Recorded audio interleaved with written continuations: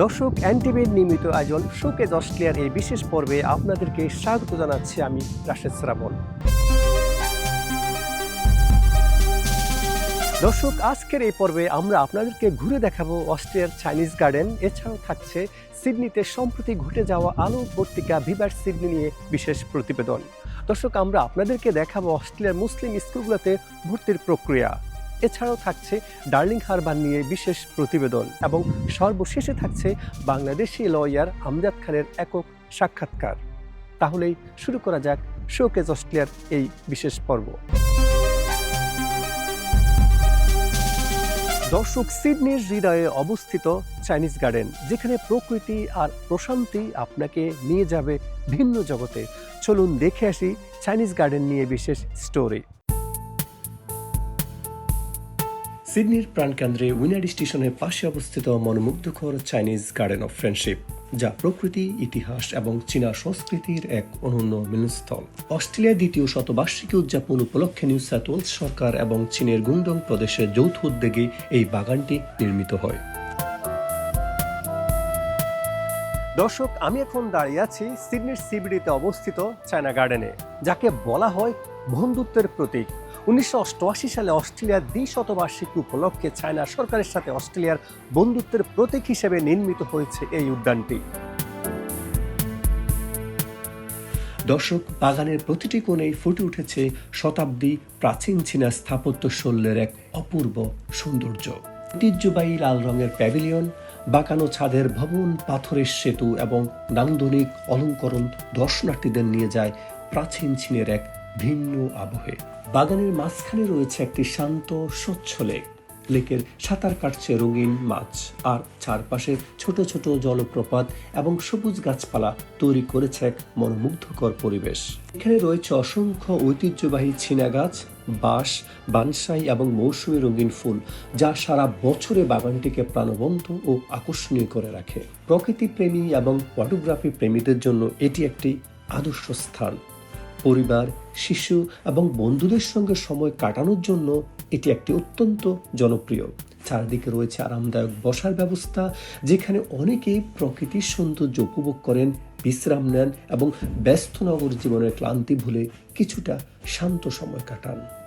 দর্শক, আপনি যদি সিডনি ভ্রমণে আসেন, তাহলে এই ঐতিহাসিক ও নান্দনিক বাগানটি অবশ্যই আপনার ভ্রমণ তালিকায় রাখা উচিত।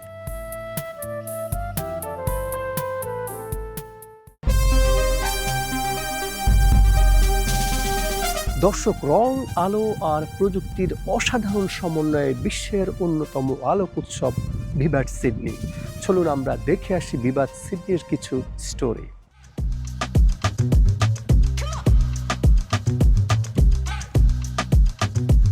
প্রতি বছর শীতের শুরুতে অস্ট্রেলিয়ার সিডনি শহর যেন রূপ নেয় এক আলোকিত স্বপ্ন নগরীতে, আর সেই স্বপ্নের নাম ভিভাট সিডনি। দক্ষিণ গোলার্ধের অন্যতম বৃহত্তম আলো, সঙ্গীত ও সৃজনশীলতার উৎসব।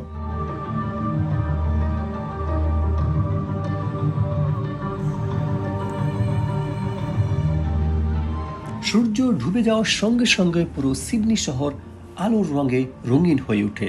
বিশ্ববিখ্যাত সিডনি হারবার ব্রিজ থেকে শুরু করে সিডনি অপেরা হাউস, ঐতিহাসিক দ্য রক্স, সার্কুলার কি এবং বোটানিক্যাল গার্ডেন, সবকিছুই বর্ণিল আলো শিল্পকর্মের নতুন রূপ পায়।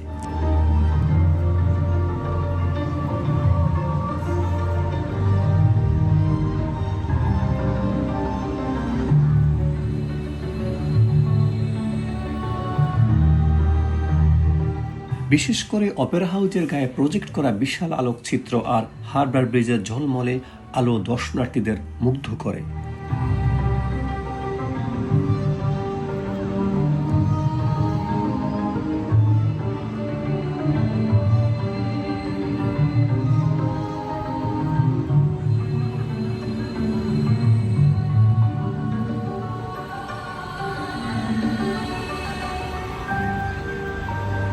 চারদিকে রঙিন লেজার, আলোর নকশা আর আধুনিক প্রযুক্তির সমন্বয়ে তৈরি হয় এক অসাধারণ পরিবেশ, যা প্রতিদিন হাজার হাজার মানুষকে আকর্ষণ করে।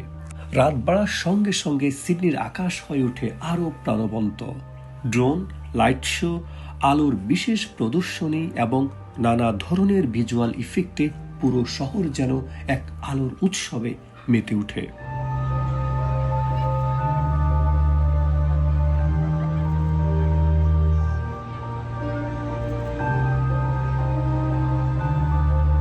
সন্ধ্যা থেকে গভীর রাত পর্যন্ত মানুষ হেঁটে হেঁটে উপভোগ করে এই আলোর উৎসব। শুধু এটি একটি আলোর প্রদর্শনী নয়, ভিভেট সিডনি হলো শিল্প, প্রযুক্তি, সংস্কৃতি আর সৃজনশীলতার এক অসাধারণ মিলনমেলা। তাই প্রতি বছর লাখো মানুষ এই উৎসব উপভোগ করতে সিডনি ছুটে আসে।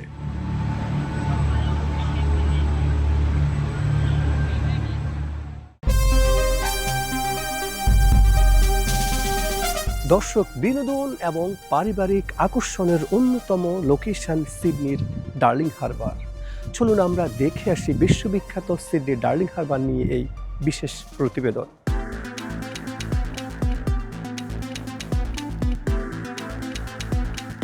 সিডনিতে এসে যদি আপনার প্রিয় মানুষটিকে নিয়ে ডার্লিং হারবারে একবারও হাঁটতে না যান, তাহলেই যেন ভ্রমণের একটি সুন্দর অধ্যায় অপূর্ণ থেকে যায়। ভালোবাসা, প্রকৃতি আর আধুনিক নগর জীবনের এক অপূর্ব মিলনস্থল হল ডার্লিং হারবার। সিডনির প্রাণকেন্দ্রে অবস্থিত এই দর্শনীয় স্থানটি প্রতিদিনই হাজার হাজার স্থানীয় বাসিন্দা এবং বিশ্বের নানা প্রান্ত থেকে আসা পর্যটকদের এক আকর্ষণীয় স্থান।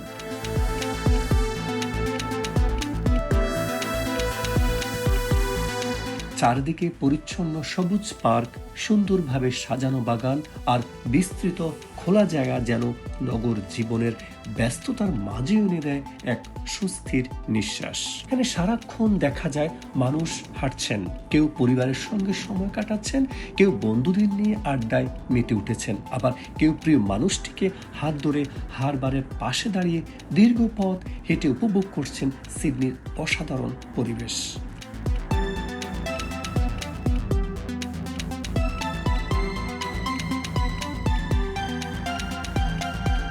শুধু ঘুরে বেড়ানোর জায়গা নয়, ডার্লিং হারবার হলো এমন একটি স্থান যেখানে একসঙ্গে পাওয়া যায় প্রকৃতির শান্তি, শহরের সৌন্দর্য এবং ভালোবাসার উষ্ণতা।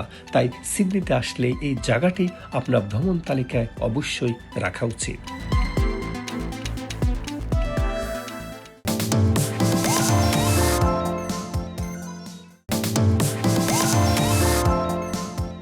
দর্শক, এবার আপনাদেরকে দেখাবো সিডনির সুনামধন্য মুসলিম প্রাইভেট স্কুলগুলোতে ভর্তির প্রক্রিয়া, যোগ্যতা এবং অ্যাপ্লিকেশন প্রসেসের নিয়ম নিয়ে বিশেষ প্রতিবেদন।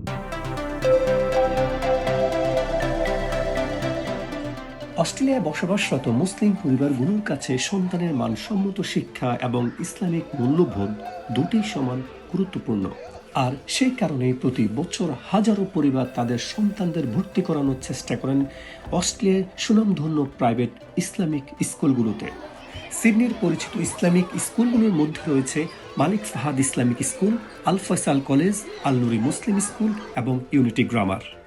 আধুনিক অস্ট্রেলিয়ান কারিকুলামের পাশাপাশি ইসলামিক শিক্ষা, আরবি ভাষা, কোরআন শিক্ষা এবং নৈতিক মূল্যবোধের সমন্বয়ে এসব প্রতিষ্ঠান মুসলিম পরিবারগুলোর কাছে আস্থার প্রতীক হয়ে উঠেছে।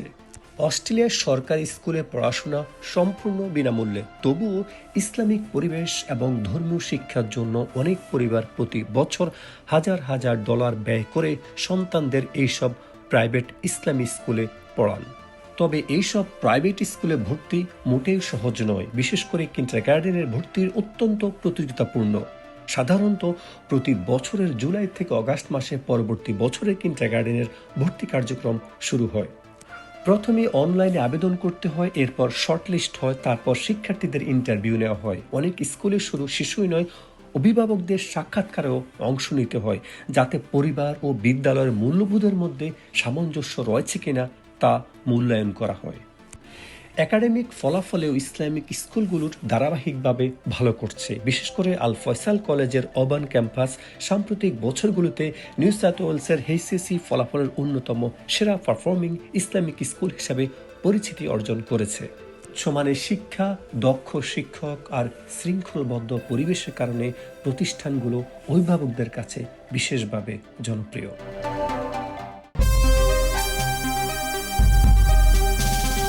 দর্শক, এবার আমরা দেখে আসি বাংলাদেশি ল ফার্ম সিডনি বিডির প্রিন্সিপাল সলিসিটর জনাব আমজাদ খানের একক সাক্ষাৎকার। এনটিভি দর্শকদের আমি আমার প্রতিষ্ঠানের পক্ষ থেকে আন্তরিক অভিনন্দন ও শুভেচ্ছা জানাই। আমার ওয়াইফ সৈয়দা তাজমিরা আক্তার, তিনি বাংলাদেশ সংবাদের পলিটিক্যাল রিপোর্টার ছিলেন। পরবর্তীতে আমাদের যখন বিয়ে হয় তখন সে এন্টারটেইনমেন্ট ডিপার্টমেন্টে কাজ করতো। তারপরে আমি বিয়ের করার পরে 2002-এ চলে আসি। আমার 2টা বাচ্চা। তো আমার প্রথম মেয়ে লয়ার, দ্বিতীয় মেয়ে ল পড়তেছে। আমি বলবো যে মায়ের অবদান সবচেয়ে বেশি। আমি তাকে অলওয়েজ রেসপেক্ট করি এই জন্য, এবং এর জন্য তাকে সবসময় ক্রেডিট আমি দেই। যেহেতু আমি এখানে প্রায় 20 বছরেরও বেশি ধরে আমার সিডনি বিডি লয়ার্স প্রতিষ্ঠানটা আমি চালাইতেছি। অফিসে যারা আসে তাদেরকে আমি ট্রেনিং দেওয়ার চেষ্টা করি, এবং আমি চাই যে আমাদের কমিউনিটিতে বেশি বেশি করে লয়ার হোক। তাতে হবে কি, আমরা আমাদের কমিউনিটিকে বিভিন্ন অ্যাঙ্গেল থেকে সবাই আমরা সাহায্য করতে পারবো এই কমিউনিটিকে আগায় নেওয়ার জন্য, এবং অস্ট্রেলিয়ার আইনের আওতায় থেকে আমাদের কমিউনিটির যারা বাংলাদেশে আছে তাদেরকেও আমরা সাহায্য করতে পারবো। বাংলাদেশিরা বাড়ি এবং ব্যবসার ব্যাপারে একটু ইন্টারেস্টেড বেশি, এই জন্য তারা প্রথমে বাড়ি কেনার জন্য আমাদের কাছে আসে। আর লিগ্যাল যে বিষয়টা অন্য আর একটা দিক আছে, সেটা হলো ডোমেস্টিক ভায়োলেন্স। আমাদের কমিউনিটিতে একটু দিনে দিনে কমিউনিটি বাড়তেছে, ডোমেস্টিক ভায়োলেন্সও বাড়তেছে। সেই ক্ষেত্রে অস্ট্রেলিয়ান আইন হলো ডিফারেন্ট। এখানে হলো সিভিল ল অনুযায়ী চলে। বাংলাদেশি ক্লায়েন্ট আমার 50-60%। পিছনে আমি তো 2002-এ অস্ট্রেলিয়াতে আসছি। তারপরে আসার পরে প্রথমে আমি মাইগ্রেশনের লাইসেন্স নিয়েছি 2003-এ। তারপরে আমি খুব দ্রুত পড়াশোনা শেষ করে 2004-এ লয়ার হয়েছি। তারপরে একজনের আন্ডারে কাজ করছি প্রায় 3 বছর। তারপরে আমি ফুল লাইসেন্স পাইছি as a solicitor and barrister. Then I decided to practise as a solicitor. দর্শক, এরই সাথে শেষ হচ্ছে শোকেস অস্ট্রেলিয়ার এই বিশেষ পর্ব। পরবর্তী পর্বে দেখা হবে নতুন কোনো স্থান আর নতুন কোনো গল্প নিয়ে। সে পর্যন্ত ভালো থাকুন, সুস্থ থাকুন। আল্লাহ হাফেজ।